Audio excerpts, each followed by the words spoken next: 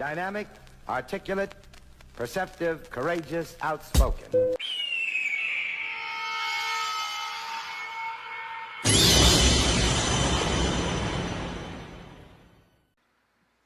Alright, we back again with another reaction. This time, we've got a video called She Was Called a Setup Queen on Facebook Live. 30 minutes later, she was found in her driveway. Let's get into this. It's a 33-minute video. We're gonna get into it, man. When you're gracious, take it on my side. Sing it. Show me you love me, don't talk to us. Show me that you love me. We did nothing about the pills. It's me, him, and his homeboy in the car. So, as soon as we get to the red light, we was at the red light, all we had to do was just turn around and boom, you at the red light from where we was. So we get to the red light. He trying to put the location in my phone so we can go to where we was finna go. So it was shooting, but I didn't think that they was shooting at us, because while they were shooting, they were driving up. So when they were also new now at 5, Birmingham police asking for your help to find whoever shot and killed this young woman, Mia Nixon, back in January. Investigators say. I'm gonna say this, man. I'm gonna say this. Don't ever judge a book by its cover. Don't ever judge a book by its cover, because by the look of it, she looked like a sweet, innocent girl. Maybe with a little bit of attitude, but you never know what you're really dealing with out here. You got to be careful. It don't matter who it is. You always got to be on your P's and Q's, head on a swivel. You never know what type of person somebody is, what type of past they have, and it's always best to be wary, be alert, be astute, pay attention to the signals and the signs.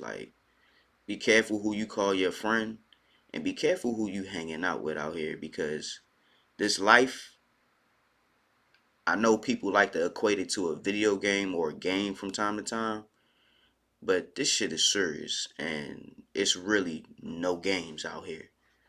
Let's continue. Her family is hurting and pushing for justice in her case. Our Tristan Rupert is live at 5 and on your side, talking with investigators about this case. Tristan, what can you tell us? Police believe Mia Nixon was targeted, actually, and they say community help could be critical in them solving this case. I spoke with Birmingham police officer Truman Fitzgerald earlier today. He says detectives have looked into every single lead they could really concerning this case, and that a tip from the community could be critical in really cracking it wide open. Now, Officer Fitzgerald says Nixon was beloved, talented, and really excelling in the hair and nail field. He says Birmingham police won't stop searching for the person responsible for her death, and stresses no matter the information, you need to come forward if you know something. Alright, so I'm gonna say that anybody that's in grooming, hair, nails, barbering, all that stuff, anybody that's in that arena, they got an ear to the street. Because you constantly talking to people while you doing their hair and grooming them and whatever. It's how you pass the time while you got somebody in your chair, and it makes it less awkward, when y'all talking, y'all having a conversation while, they doing the work. So in turn, you kind of get an ear to the street, because sometimes when people talking, they can't help but talk about themselves and what's going on in their life. You know what I mean? Because most people don't have perspective on what's going on in the world, so they only can really talk about what's going on in their life or people that they connected with. That was a little gnat. I got it. But yeah, so we're going to continue this. I don't mean to keep pausing this. We got 30 minutes. Nothing's too small. We know the streets are talking. We know Mia was extremely popular, but our detectives need that information. So anything you have, please call that into Crime Stoppers. Oh yeah, this channel is Truly Criminal Network. All right, I'm gonna read this for y'all. The Truly Criminal Network presents cases based on publicly available information, court records, and media reports.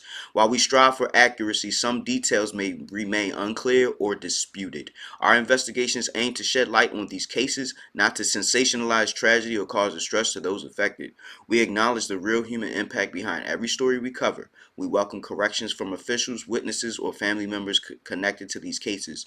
The pursuit of truth is our mission, even when that truth remains partially obscured. Viewer discretion is strongly advised. Truly Criminal Network.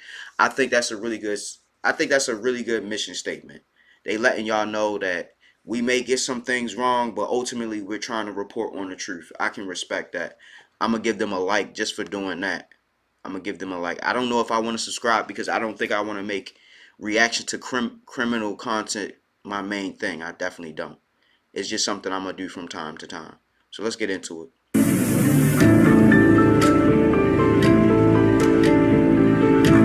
Already ready. January 10th, 2024, 1:45 a.m., Birmingham, Alabama.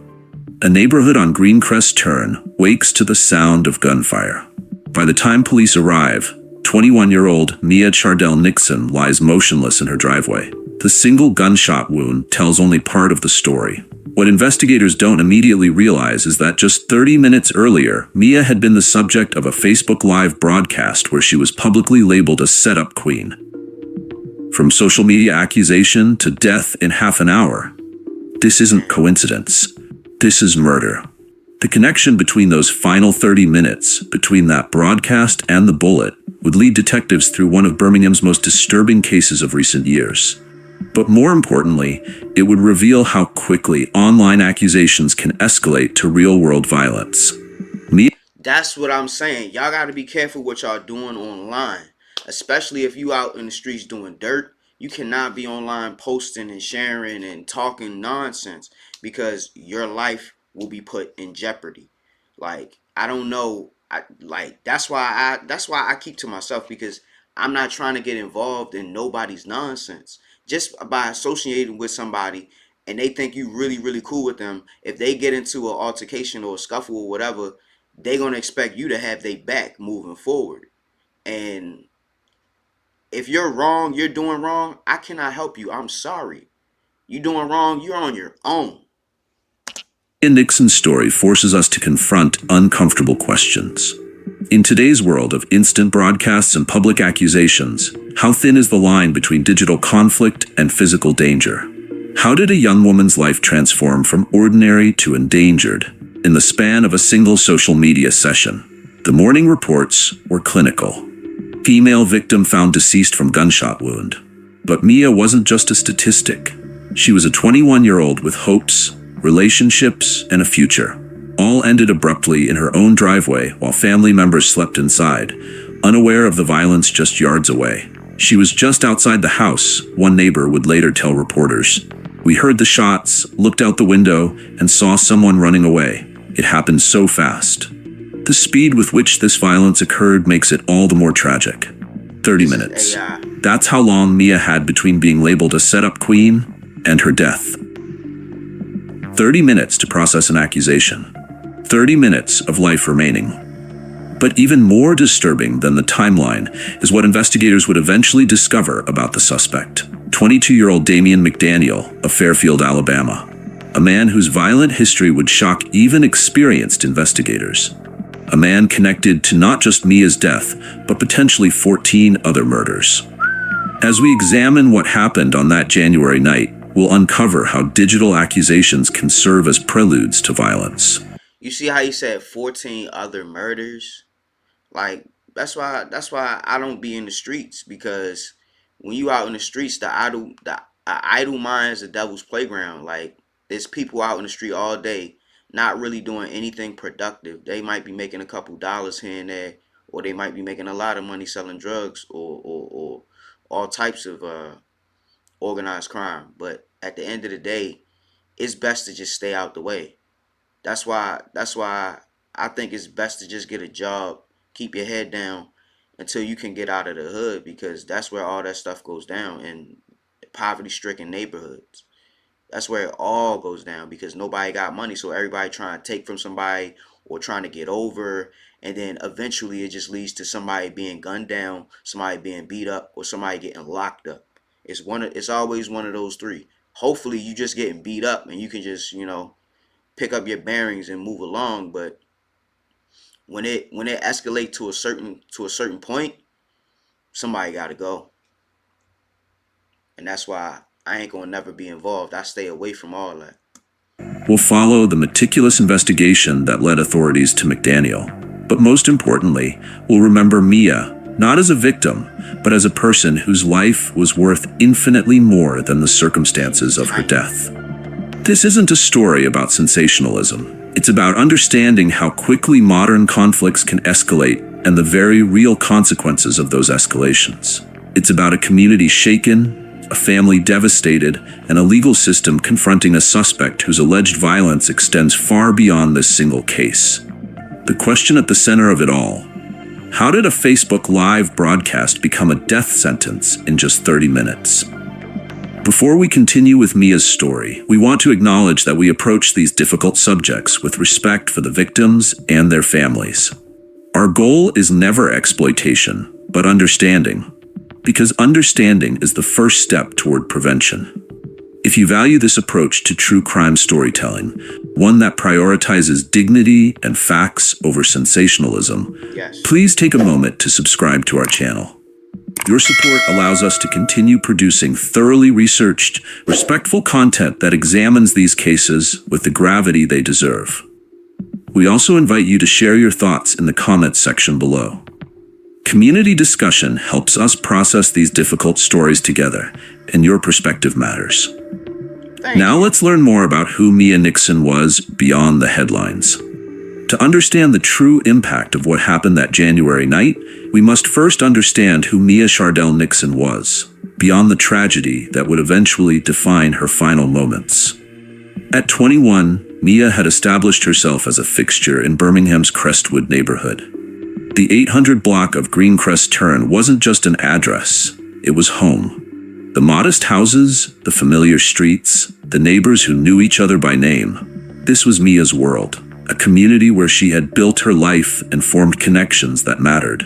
Crestwood itself sits just east of downtown Birmingham, an area characterized by its mix of long-term residents and younger families.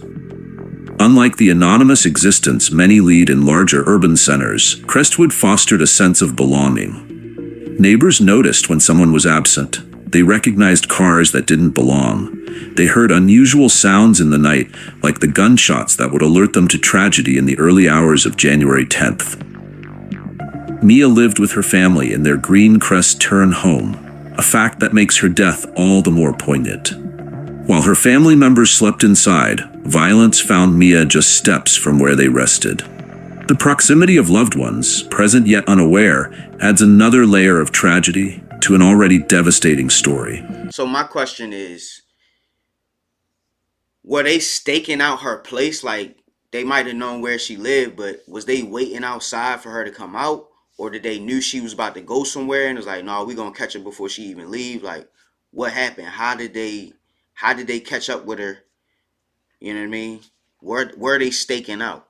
That's what I'm thinking. They were staking out. The houses here are close enough that we all know what's happening, said one resident who asked not to be named. That's what makes this so shocking. Someone was hurt right here, among us. What made Mia unique wasn't extraordinary wealth or fame, but the ordinary connections that define most meaningful lives. She was a daughter, a friend, a community member, a young woman building her future day by day. Like many 21-year-olds, she likely balanced ambition with uncertainty, independence with family ties, confidence with vulnerability. Her daily routines, the routes she walked, the places she frequented, the people she greeted, created the fabric of a life now remembered in past tense. Morning greetings to neighbors, evening returns home. The casual conversations that seem insignificant until they're no longer possible. Those specific details about Mia's career aspirations or educational path weren't widely documented.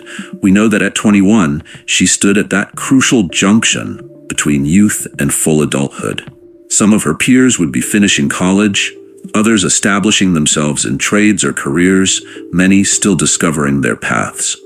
Mia's potential, like her life, was cut short before it could fully manifest. Those who knew the neighborhood describe a community where young people like Mia often gathered at nearby parks or local establishments. Weekend evenings might include visits with friends or family dinners. Weekdays followed the rhythm of work or study. Normal life until it wasn't. What stands out in conversations with those familiar with the area is how ordinary Mia's life appeared. No previous incidents had marked her as someone in danger. No history of threats preceded the violence. Her social media presence, while active enough to become the platform for that fateful label of setup queen, hadn't previously signaled any unusual conflict. This normality makes what happened all the more jarring. The abrupt transition from everyday life to violent death creates a stark contrast that disturbs our sense of how the world should work. Young women should return safely to their homes. Communities should protect their members. Social media disagreements should remain just that. And you're right about that. But when somebody's doing wrong, how can you protect them without being implicated in the wrongdoing? That's what people miss. I know that they saying, you know, because this person don't live in the hood. Whoever's reporting on the story, they don't live in the hood. So they don't have perspective, or they don't have understanding of how things go down. Most people in the neighborhoods, you know each other because you see these people every day. You know what I mean? You may not even know them by name, but you know them by face. They are a familiar face, and you see them coming in and out of their house or driving up and down the street, right? They're familiar. But when somebody familiar does something unthinkable or something irrational or something criminal, you can't help that person, and you don't want to be involved. That's how it is. Most people in the hood, they not trying to commit crimes. They just trying to survive. They trying to make ends meet. They trying to make a way for themselves.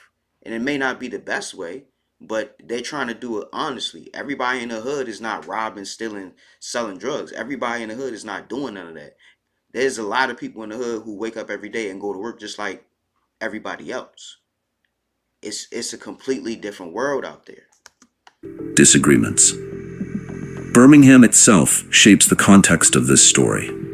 A city of approximately 200,000 residents, Birmingham balances Southern tradition with urban realities. Its neighborhoods each carry their own character, from historic districts to developing areas.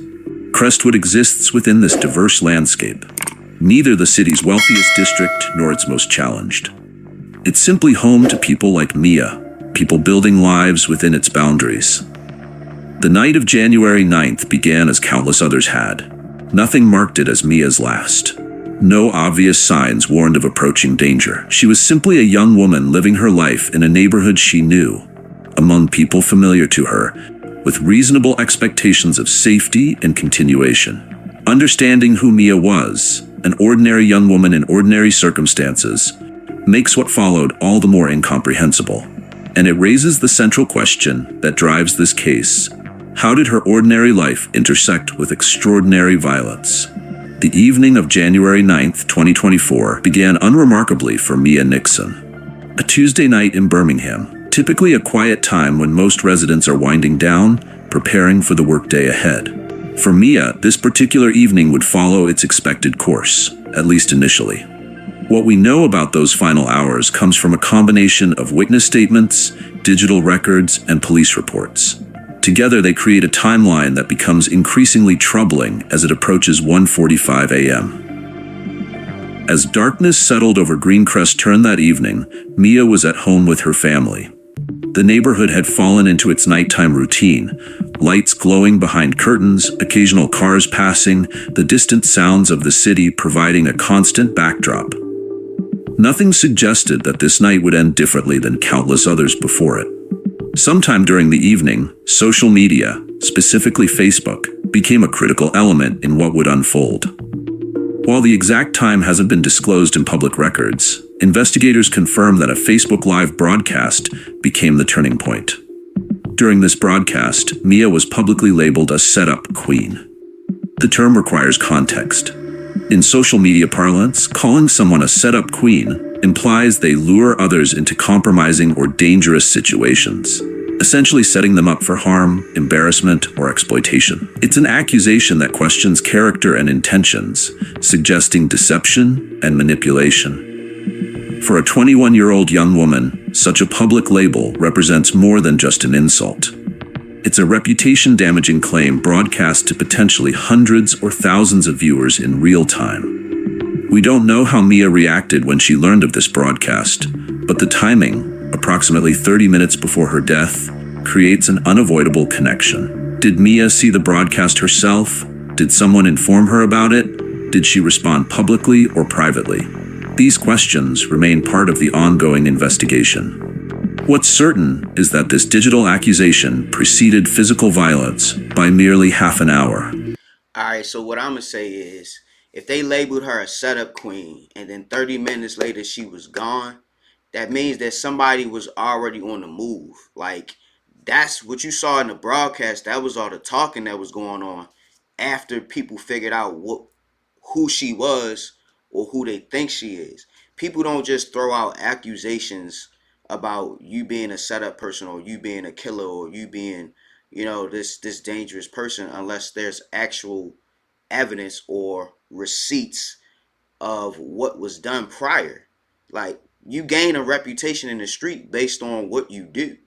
So if she luring guys or girls or whoever to be extorted, blackmailed, whatever, there's a reason why she got that reputation. I highly doubt it's a mistaken identity, because remember, she's in a neighborhood where everybody knows her. She grew up in this neighborhood her whole life.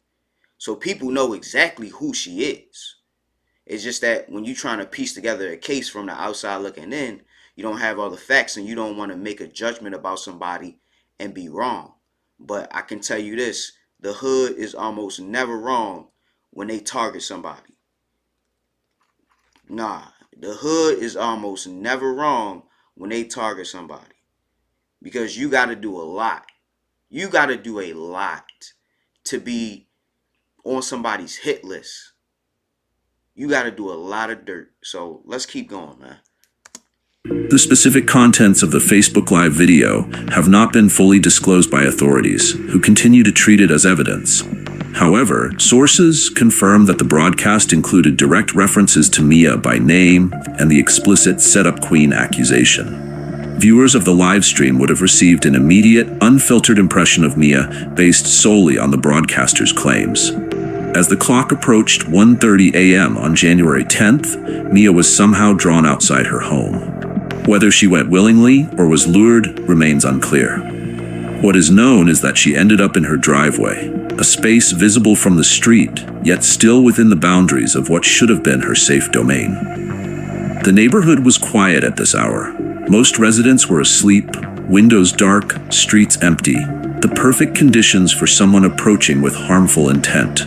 Surveillance footage from nearby properties would later help investigators track movement in the area, but in those crucial moments, Mia was alone. At approximately 1:45 a.m., the stillness broke. Multiple gunshots echoed through Greencrest Turn. Neighbors, startled from sleep, would later recall the sudden, jarring sound, unmistakably gunfire, unmistakably close. "I heard 3 or 4 shots," one neighbor told reporters. Then car doors and tires squealing away. Inside Mia's home, her family remained unharmed but would soon face the unimaginable. Outside, Mia lay wounded in the driveway, the victim of what appeared to be a targeted attack. The response was swift but futile. Someone called 911, reporting a person shot at the 800 block of Greencrest Turn. Birmingham's East Precinct officers arrived quickly, securing the scene while emergency medical personnel from Birmingham Fire and Rescue assessed Mia's condition. Their assessment was grim. Mia Nixon was pronounced dead at the scene. Her life ended by gunshot wounds sustained in her own driveway.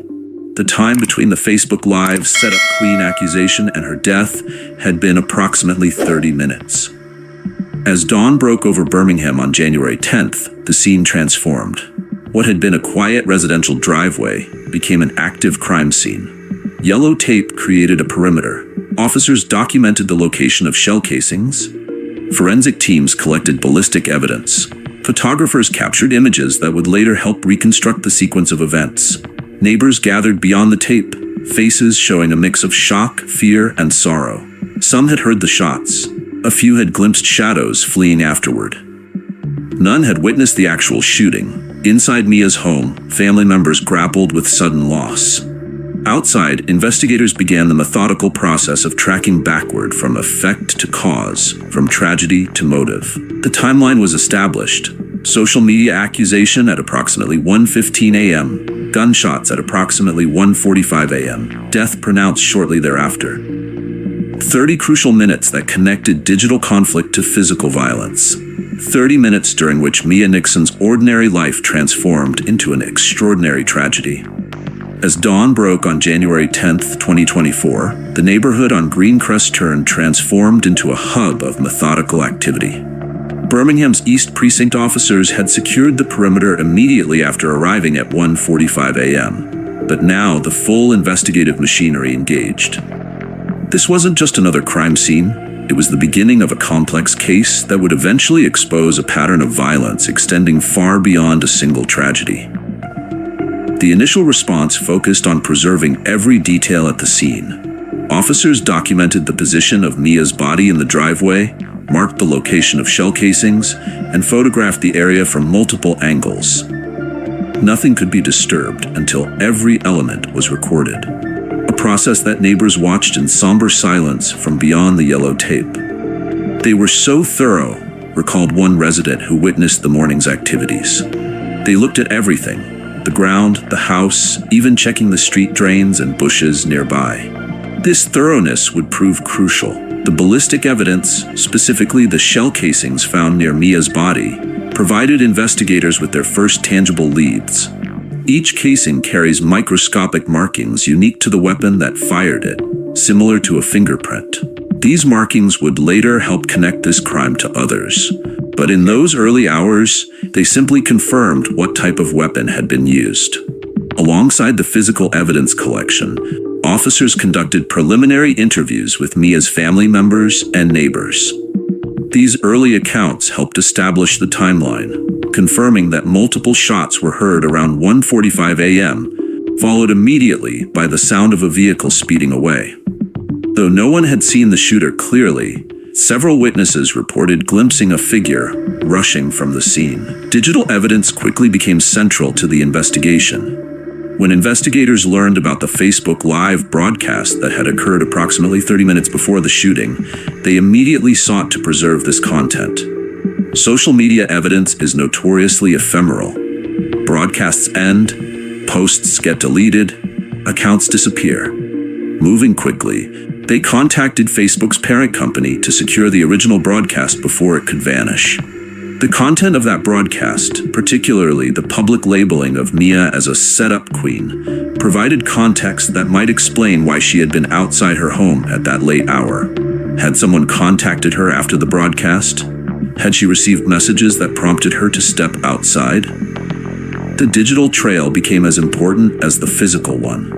Investigators worked methodically through phone records, message logs, and social media interactions from the hours preceding Mia's death. Each digital interaction represented a potential clue, each message a possible motive. This painstaking process required patience. Reconstructing a digital timeline is complex work that unfolds across multiple platforms and devices. We approach digital evidence with the same care as physical evidence, explained one Birmingham detective speaking about investigative procedures generally. Messages, social media, location data, these create a picture of events just as clearly as fingerprints or DNA. As January turned to February, the investigation continued behind the scenes. Forensic analysis of the ballistic evidence offered promising results. The markings on the shell casings matched. I don't mean to stop it, but you can tell this is an AI photo. Look at the guy in the middle with the tape halfway covering him. Like, sometimes you can pick apart AI generated photos if you pay attention enough. Those from other crime scenes in the area, suggesting the same weapon had been used in multiple incidents. This connection would eventually lead investigators toward Damian McDaniel. Witness interviews expanded beyond the immediate neighborhood. Investigators spoke with Mia's wider circle of acquaintances, seeking anyone who might have knowledge about conflicts, threats, or concerning interactions in the weeks before her death. These conversations helped build a more complete picture of Mia's life and the circumstances that might have made her vulnerable. The breakthrough came through the combination of physical and digital evidence.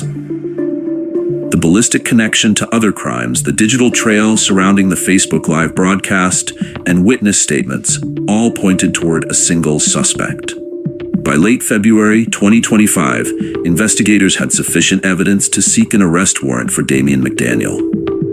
At this point in our investigation, we want to take a moment to thank you for staying with this difficult story. Understanding these cases helps us all recognize how violence develops and might be prevented.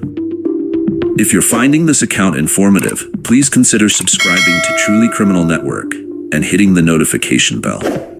Your engagement helps support our team's commitment to thorough, respectful coverage of these complex cases. If you have thoughts about the role social media played in this tragedy, we welcome your comments below. Now, let's continue examining how investigators connected the dots.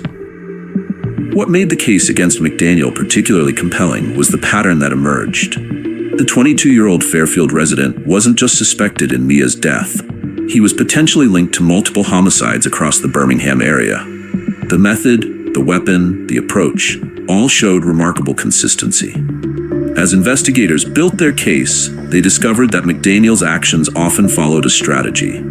Identify targets through social connections, create public controversy around them, then strike when they were vulnerable. The Facebook Live "Set Up Queen" accusation fit this pattern perfectly, a public denouncement followed by a deadly ambush.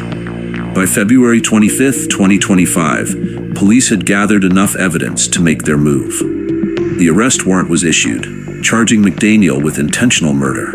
Given the severity of the charge and his alleged connection to multiple homicides, the court ordered he be held without bond, a decision that reflected both the evidence against him and the potential danger he posed to the community. The hunt for answers had led from shell casings in a Birmingham driveway to a suspect allegedly responsible for as many as 14 murders.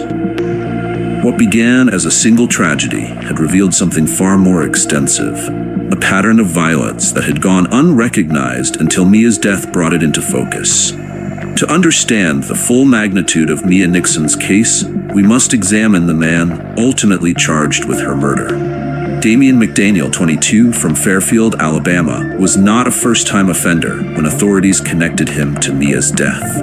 Court documents and police records paint a disturbing portrait of a man whose alleged violence extended far beyond a single incident. By the time investigators identified McDaniel as a suspect in Mia's murder, he had already accumulated a record that shocked even those familiar with violent crime.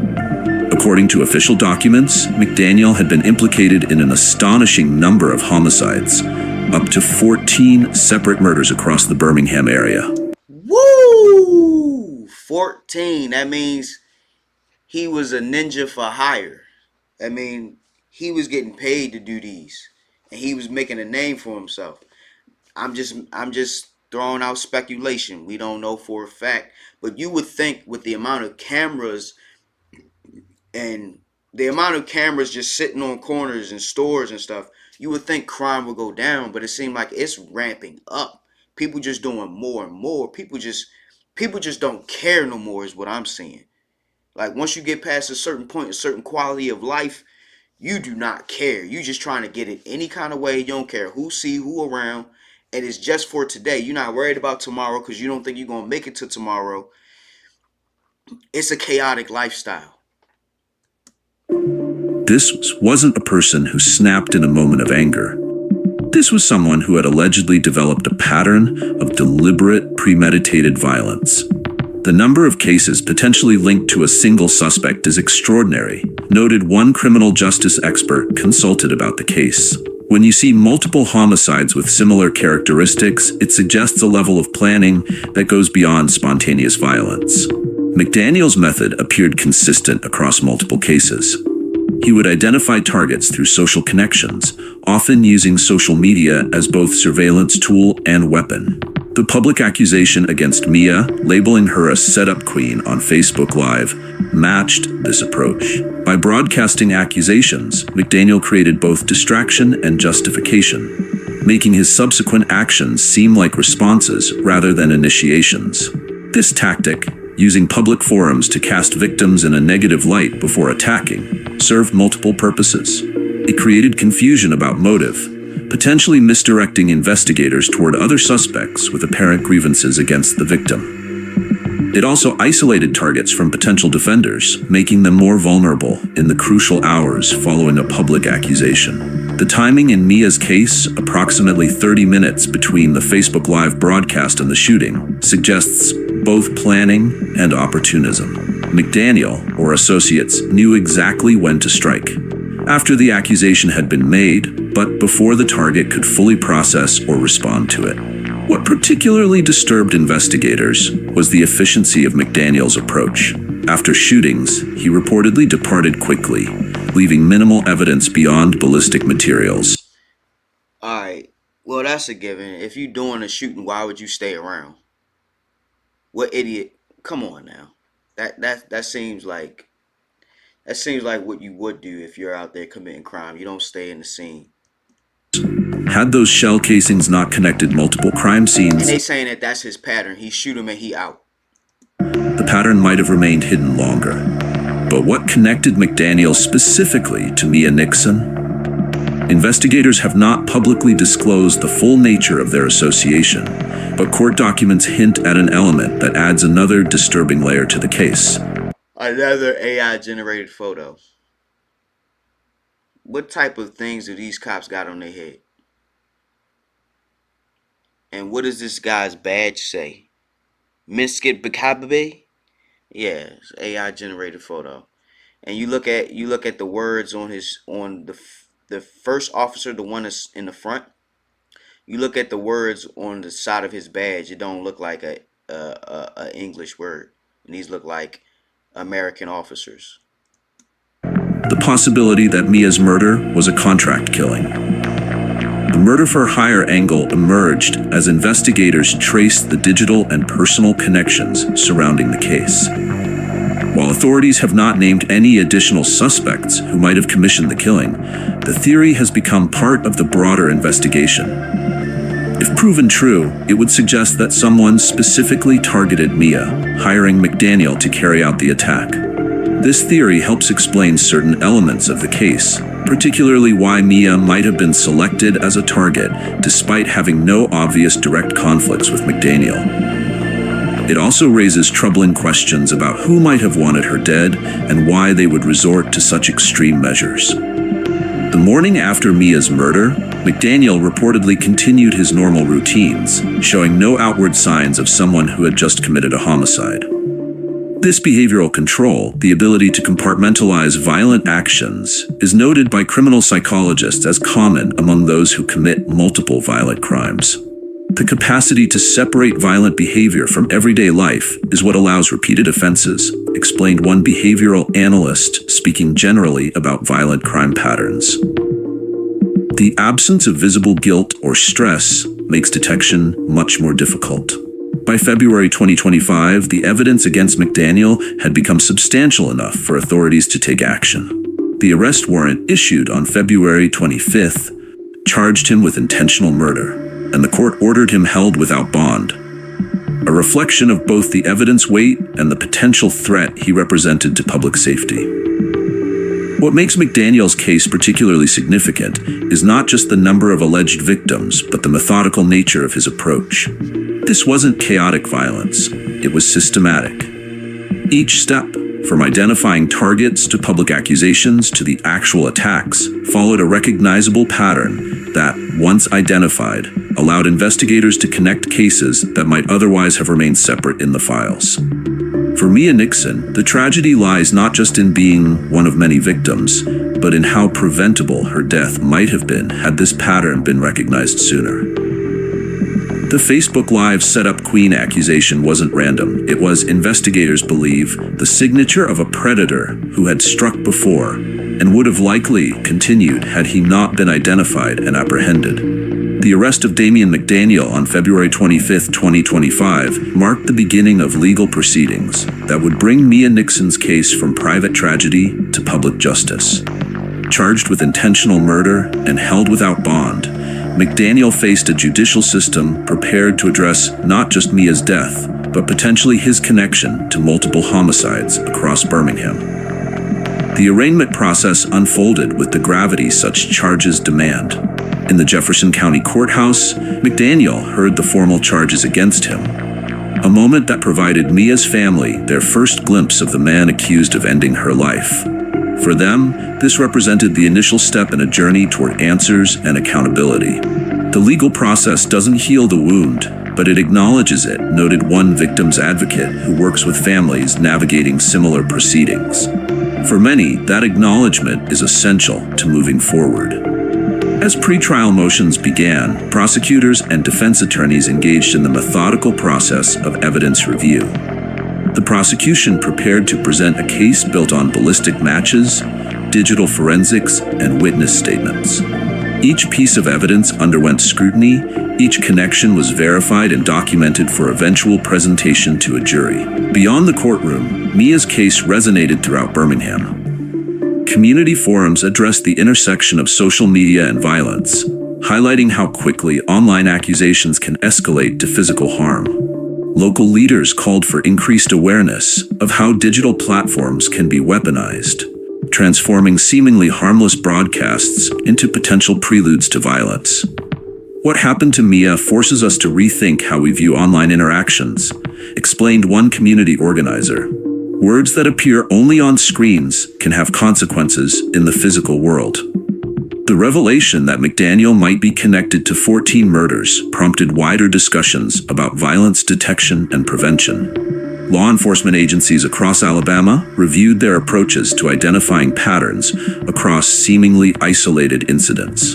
Could earlier connection of these cases have saved lives? This question drove agencies to improve communication and coordination across jurisdictions.